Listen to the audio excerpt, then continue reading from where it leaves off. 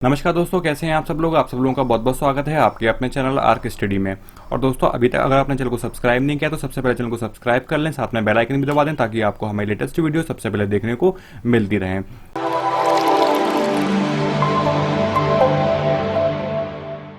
तो इस पीडीएफ के माध्यम से आज मैं आपको पूरे ये जो 6 पॉइंट है वो क्लियर करने वाला हूँ कि आपको कौन कौन से डॉक्यूमेंट और किस तरीके से तैयार करने हैं। और जो लिखा हुआ है इनमें कुछ लैंग्वेज जो है वो समझ में नहीं आ रही है, जैसे कि आपका दे रखा था कि नोटरी के द्वारा जुडिशियल स्टाम्प पेपर और बाकी राजपत्र अधिकारी, ये सब चीज़ें मैं इस वीडियो में क्लियर करने वाला हूं। तो एक एक करके चलने वाले हैं सब पॉइंट को लेकर।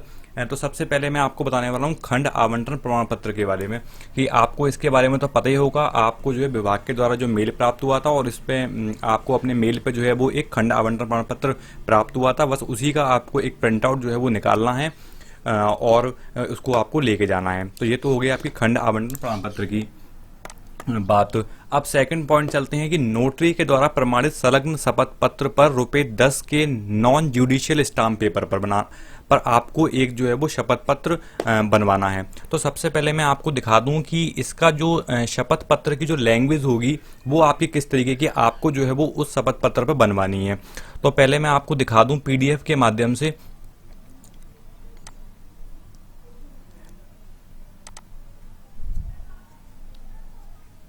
तो ये है वो पीडीएफ शपथ पत्र की। तो ये आपको पहले मैं आपको पेज दिखा दूं स्टाम्प पेपर। ये आपका इस तरीके का जो है वो ₹10 का जो है वो आपका नॉन जुडिशियल जो है वो एक स्टाम्प पेपर आएगा। और जो यहाँ पर इस तरीके का आप देख रहे हैं मैटर लिखा हुआ है, इसी तरीके का आपको मैटर जो है आपको ये वाला इस पर टाइप करवाना है पूरा। आप देख सकते हैं ये वाला आपको इस पर पूरा मैटर जो है वो टाइप करवाना है, ये वाला। तो ये आपका मैटर जो है वो इस पेज पर आ जाएगा, यहाँ पर इस जगह पर। और इस तरीके का आपका स्टाम्प पेपर होगा। और ये आपको आप बनवा सकते हैं, चाहे तो आप कलेक्ट्री से बनवा सकते हैं, दीवानी से, या फिर तहसील से। आप तीनों जगह जहाँ चाहें आप वहाँ से इसको बनवा सकते हैं। तो ये मैंने आपको दूसरा पॉइंट भी क्लियर कर दिया। आपका इस तरीके का ₹10 का स्टाम्प पेपर होगा नॉन जुडिशियल, और इस तरीके का आपको उस पर पूरा जो है वो टाइप करवाना पड़ेगा। ये वाला जो दूसरी जो पीडीएफ आपको मिली है, ये वाला पूरा मैटर आपको उस पर टाइप करवाना है। और उसके बाद में आपको जो भी आगे की कार्रवाई जो इसके पेपर के ऊपर जो होते हैं, आपकी मोहर लगती है, स्टाम्प लगती है, साइन वगैरह होते हैं, वो आपको जो जिससे आप बनवाएंगे वो आपको पूरा करके देगा ये। तो इस शपथ पत्र पे जो आपका जो मैटर है उसमें कुछ पॉइंट्स दे रखे हैं, इनके बारे में भी आपको मैं बता दूं कि इन पॉइंट्स में आपको क्या क्या लिखवाना है। तो सबसे पहला पॉइंट ये है आपका, मैं यहाँ पर आपको पता ही है आपका नाम आ जाएगा, यहाँ पर आपका आ जाएगा पिताजी का नाम, आप किसके पुत्र हैं या फिर आप किसकी पुत्री हैं। उसके बाद आपकी जन्म तिथि आ जाएगी यहाँ पर, और आपका यहाँ पर पूरा एड्रेस आ जाएगा, आपका पता। उसके बाद में आपका यहाँ पर पहला पॉइंट देख सकते हैं आप, इसमें आपका कुछ नहीं करना है, बस आपको यहाँ पर अपना ग्रेडेशन सूची का जो क्रमांक है वो यहाँ पर आपको डालना है। ये आपको लिस्ट जो है वेबसाइट पे पड़ी हुई है, उसमें भी मिल जाएगा, और आपको जो खंड आवंटन प्रमाण पत्र मिला है उसमें भी ये मिल जाएगा आपको।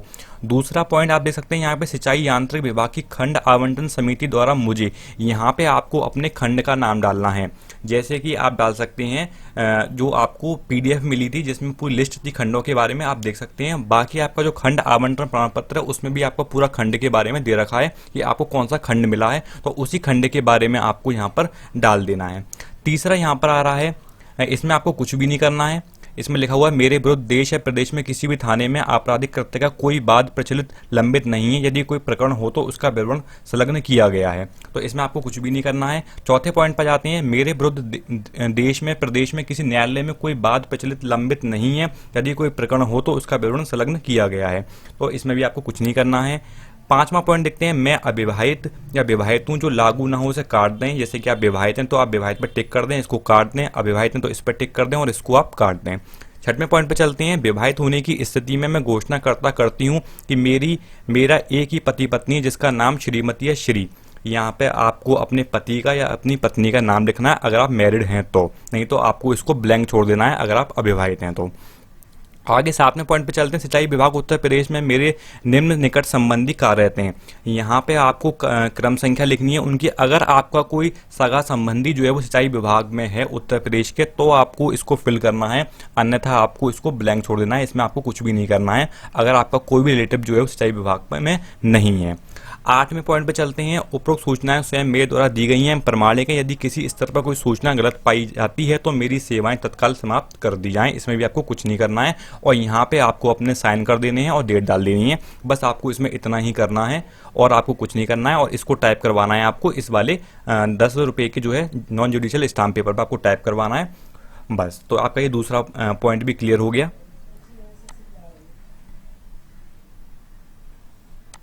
ये आपका दूसरा पॉइंट भी क्लियर हो गया नोटरी वाला। अब तीसरे वाले पे आते हैं हम पॉइंट पर। अगर हम तीसरे वाले पॉइंट की बात करें तो इसमें लिखा हुआ है उत्तर प्रदेश अधीनस्थ चयन सेवा आयोग द्वारा निर्गत प्रवेश परीक्षा का मूल प्रवेश पत्र। जो आपको एडमिट कार्ड मिला था एग्जाम देने के लिए, वो आपको लेके जाना है इसमें। और प्रवेश पत्र ना होने की दशा में इस आशय का शपथ पत्र मूल रूप में।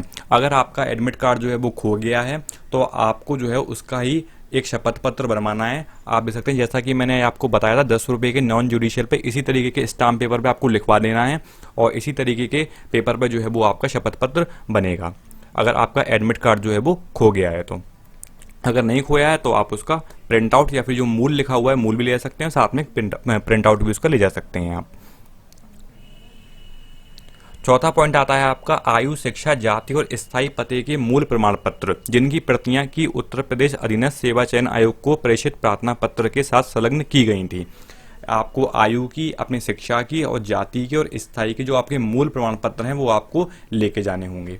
जैसे कि आपका मांगा गया था हाई स्कूल और ITI, आपका आयु का हो गया, आपकी शिक्षा का हो गया, जाति का हो गया, आपका जाति प्रमाण पत्र, स्थायी पते का मूल निवास प्रमाण पत्र होता है जैसे कि, वो आपको लेके जाना होगा। चाहे आप किसी भी स्टेट के हो, उसी स्टेट का आपको लेके जाना होगा अपने स्थायी पते का एक प्रूफ। उसके बाद आता है पॉइंट 5वां। इसमें आपका दे रखा है कि राजपत्रित अधिकारी के द्वारा प्रदत्त 2 अलग अलग चरित्र प्रमाण पत्र। आपको 2 अधिकारियों के, जो राजपत्रित का मतलब होता है गजेटेड ऑफिसर, तो उसके आपको जो है वो 2 जो है अलग अलग ऑफिसरों से आपको 2 चरित्र प्रमाण पत्र बनवाने हैं। तो आपको ये किस तरीके से बनवाने हैं और ये आपके राजपत्रित अधिकारी कौन कौन से होते हैं, तो ये मैं आपको एक PDF के माध्यम से मैं आपको बता देता हूँ कि यहाँ पर आप ये पूरी PDF देख सकते हैं। इसमें क्लास 1 और ग्रुप A के गजेटेड ऑफिसर की लिस्ट सारी दे रखी है और क्लास 2 और ग्रुप B के गजेटेड ऑफिसर की सारी इसमें जो है वो लिस्ट दे रखी है। जैसे कि यहाँ पे drugs inspector, SDO, circle inspector, principle of government schools, ये सारी लिस्ट मैं आपको ये PDF जो है वो डिस्क्रिप्शन में दे दूंगा और आप जो है वो ये लिस्ट जो है वो आप देख सकते हैं और जिससे आप चाहें आप जो है अपने 2 जो है वो चरित्र प्रमाण पत्र बनवा सकते हैं। चरित्र प्रमाण पत्र का फॉर्मेट क्या होगा, इसका कोई निश्चित फॉर्मेट नहीं है, मैं आपको दिखा देता हूँ। आप जो है वो इस तरीके का फॉर्मेट जो है वो चरित्र प्रमाण पत्र का वहाँ पे ले जा सकते हैं और आपको यहाँ पर मुहर और साइन लगवानी होगी उस अधिकारी की। बस आपको इतना करना है, 2 आपको लेके जाने होंगे। आप इस तरीके का या फिर किसी भी तरीके का फॉर्मेट देख सकते हैं इंटरनेट पे। आपको कोई सा भी फॉर्मेट जो आपको ठीक लगता है आप उसका जो है वो प्रिंट आउट निकाल के ले जा सकते हैं और आपको बस उस पर साइन और अपने स्टाम्प वहाँ से लगवानी होगी। तो आई होप ये वाला पॉइंट भी आपको समझ में आ गया हो। और लास्ट जो पॉइंट है आपका 6, वो है 3 पासपोर्ट साइज फोटोग्राफ। तो आई होप ये आपको जो मैंने सारे पॉइंट क्लियर कर दिए आपको अच्छे से समझ में आ गए हों। और अभी भी अगर आपका कोई डाउट रहता है तो आप नीचे कमेंट कर सकते हैं। साथ ही में अगर आपका आप जो है वो टेलीग्राम पर या हमारे फेसबुक पेज पे भी जाके वहाँ पे भी आप मैसेज कर सकते हैं, मैं उसका रिप्लाई दे दूंगा आपको। अगर आपका कोई भी डाउट होगा तो आप मुझे बिल्कुल कमेंट करिएगा, मैं उसका बिल्कुल जवाब दूंगा। आई होप ये वीडियो आपको अच्छी लगी हो। अगर वीडियो अच्छी लगी हो तो प्लीज़ वीडियो को लाइक कर दें, चैनल को सब्सक्राइब भी कर दें, वीडियो को ज़्यादा से शेयर करें अपने ग्रुप में। मैं मिलूंगा आपसे अगली वीडियो में, तब तक के लिए धन्यवाद।